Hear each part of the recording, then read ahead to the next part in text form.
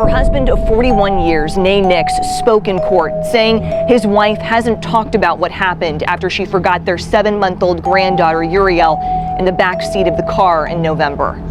I would just like to see her get help. I would like.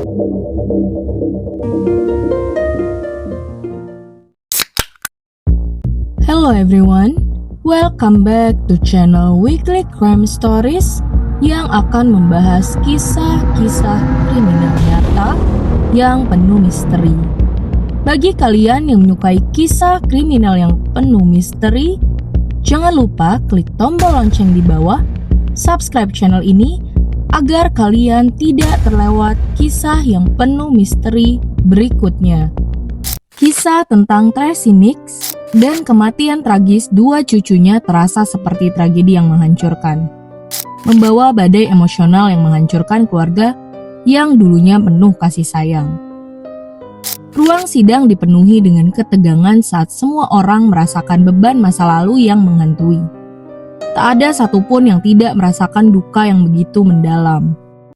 Pada 1 November 2022, Tracy Nix yang berusia 65 tahun dipercaya untuk merawat cucunya yang berusia 7 bulan, Uriel. Apa yang dimulai seperti hari biasanya berakhir dengan tragedi yang tak terbayangkan. Tracy, seorang nenek yang dulu menikmati perannya, membawa Uriel makan siang bersama teman-temannya. Tapi, di tengah panasnya Florida, saat suhu mencapai 90 derajat, serangkaian keputusan akan berujung pada kehilangan yang tak bisa diperbaiki. Setelah makan siang, Tracy kembali ke rumah. Tanpa sadar, meninggalkan Uriel di kursi belakang Lexusnya. Jam-jam berlalu, panas di dalam mobil semakin menyengat, mengubahnya menjadi perangkap maut. Ketika Tracy menyadari kesalahannya, semuanya sudah terlambat. Kota kecil Wauchula dikejutkan oleh berita kematian Uriel. Sebuah tragedi yang menghantam seperti mimpi buruk yang tak berkesudahan. Namun, ini bukan pertama kalinya keluarga Nix mengalami kehancuran. Kurang dari setahun sebelumnya, pada Desember tahun 2021, Tracy merawat cucunya yang berusia 16 bulan bernama Ezra. Saat Tracy tertidur, balita itu berjalan menjauh dari rumah. Langkah kecilnya membawa ke kolam di dekat rumah. Ketika Tracy terbangun, kolam itu telah merenggut nyawa Ezra, memadamkan tawanya yang polos selamanya. Meski kehilangannya yang begitu besar, tak ada tuntutan yang diajukan saat itu. Keluarga yang sudah hancur karena kematian Ezra, kini harus menghadapi kenyataan mengerikan atas kehilangan yang tak terbayangkan lagi. Ruang sidang pada hari Kamis itu menjadi panggung bagi keluarga yang hancur oleh duka. Putri Tracy, Kayla Nickshop, duduk di samping suaminya, Drew Shock. Wajah mereka dipenuhi kesedihan. Dulu, Kayla percaya penuh pada ibunya untuk merawat anak-anak yang paling berharga dalam hidupnya.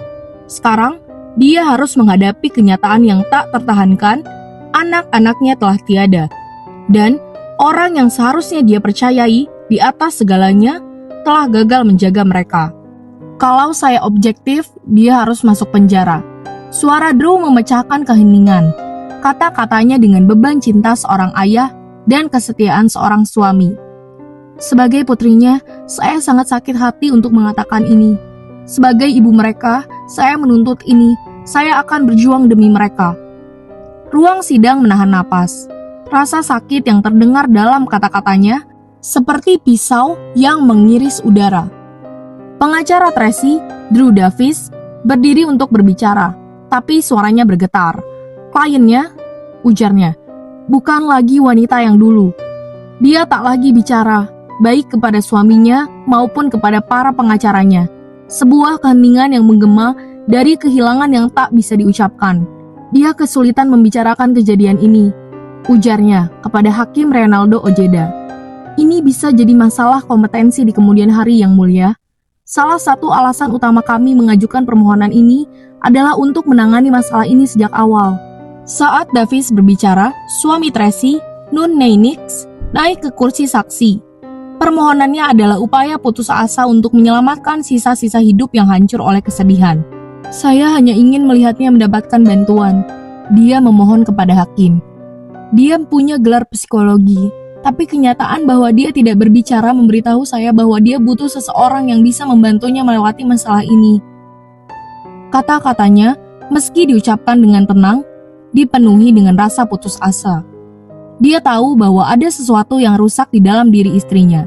Sesuatu yang bahkan kecerdasan dan pendidikannya tak bisa diperbaiki. Namun, jaksa penuntut tidak yakin. Jaksa Jainea Gorman menyuarakan kekhawatiran yang membuat ruang sidang merinding. Fasilitas tempat Tracy akan dirawat tidak dikunci.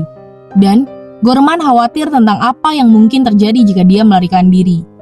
Bagaimanapun, Tracy sudah pernah mengatakan ingin melarikan diri dari situasinya. Sebuah petunjuk menakutkan tentang kemungkinan melarikan diri dari keadilan yang kini mengejarnya. Namun, Hakim Ojeda akhirnya mengabulkan permohonan tersebut, mengizinkan Tracy menjalani perawatan rawat inap. Tetapi dengan syarat ketat, setiap hari, pada waktu yang sama, petugas akan menelpon rumah sakit itu untuk memastikan dia masih berada di sana. Langkah kecil untuk mengendalikan kasus yang telah berkembang jauh di luar jangkauan siapapun. Setelah sidang, sebuah pemandangan yang tak terduga terjadi. Di tengah ketegangan dan kesedihan, Kayla dan Tracy, ibu dan anak, bertemu dalam pelukan singkat.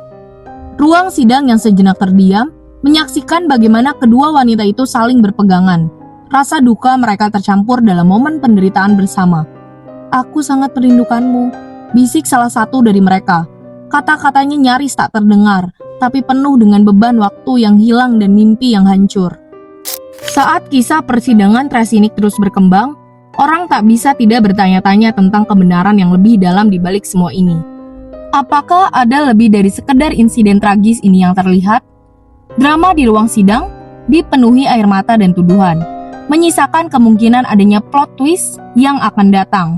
Sebuah twist yang bisa mengubah narasi tentang bersalah dan tak bersalah, tentang cinta dan pengkhianatan selamanya. Pertanyaan tetap sepanjang cerita ini berjalan. Apakah Tracy Nick benar-benar lalai? Atau apakah dia terdorong oleh sesuatu yang jauh lebih kompleks dan gelap? Jawabannya mungkin ada dalam keheningan yang dia pertahankan sekarang. Sebuah keheningan yang berbicara lebih keras daripada kata-kata. Berikut adalah kisah yang rumit karena entah dari kelalaian sang nenek menjaga cucunya atau dari kelalaian orang tuanya yang menitipkan anaknya kepada neneknya yang sudah berumur. Sebaiknya ketika kita sebagai orang tua yang sibuk bekerja atau beraktivitas, lebih baik bila ingin menitipkan anak kepada neneknya, didampingilah pula dengan pengasuh anak. Agar lebih terjaga, kita tidak tahu hal apa yang menanti di depan, tapi sebelum itu terjadi, kita tetap harus waspada. Karena sebaiknya pengasuh anak adalah kita sebagai orang tua. Bagi kalian yang menyukai kisah misteri seperti ini, jangan lupa di like, komen, share, serta subscribe channel ini agar tidak terlewat kisah misteri berikutnya. Dan untuk penonton setia Weekly Crime Stories, serta komentator setia, terima kasih karena membantu Weekly Crime Stories menjadi lebih baik lagi. Terima kasih.